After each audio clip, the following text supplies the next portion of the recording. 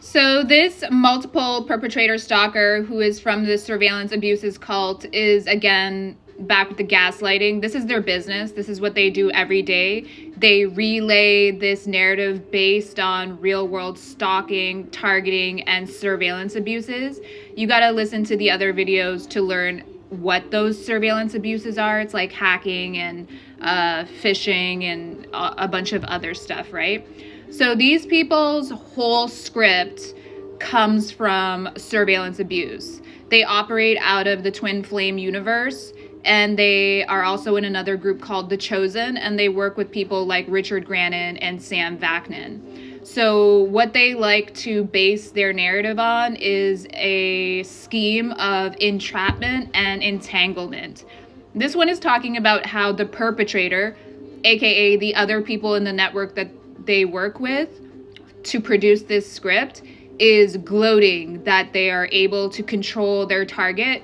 No, they're not. I'm their target. This stalker. This is an adult grown woman who stalks for a living, okay? Her whole script comes from stalking other women. Do you know how pathetic you have to be as an adult woman to make a living off of stalking other women and projecting traumatic experiences on them or attempting to coercively control them with other people so that you can make a living? Like, this is loserdom. You're a loser. But anyways, she's talking about how they're all sitting there gloating because they think they have control. It's a mass group of people who team up in order to gaslight people and engage in cognitive and psychological warfare.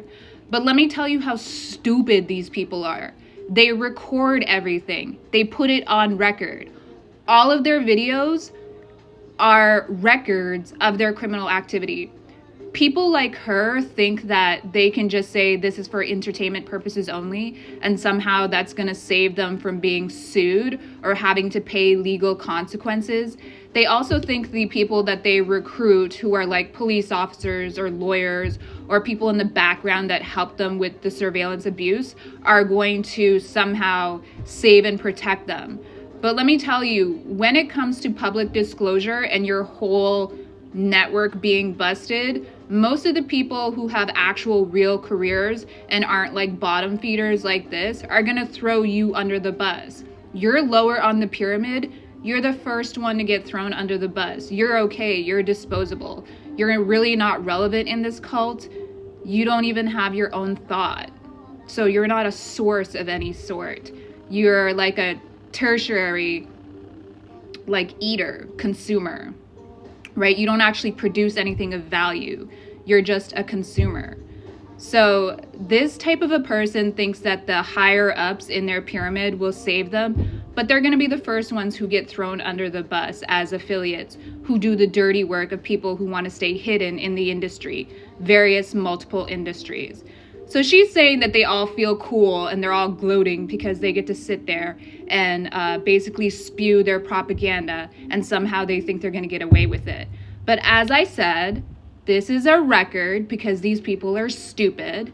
It's not going to be seen as hearsay when it's in a RICO and the timeline can be corroborated and everything can actually be put together in chronological order. Like, you are some of the dumbest criminals the world has ever seen. You are an adult woman who's extremely envious of other women, especially people who you think are your peers or who are proxy to you in some way. Just because I'm a black woman does not mean that we are size, honey, that we are peers. You are a criminal who, as an adult, was backed into engaging in terroristic and criminal activity. This is who you are. Okay? This is who you are.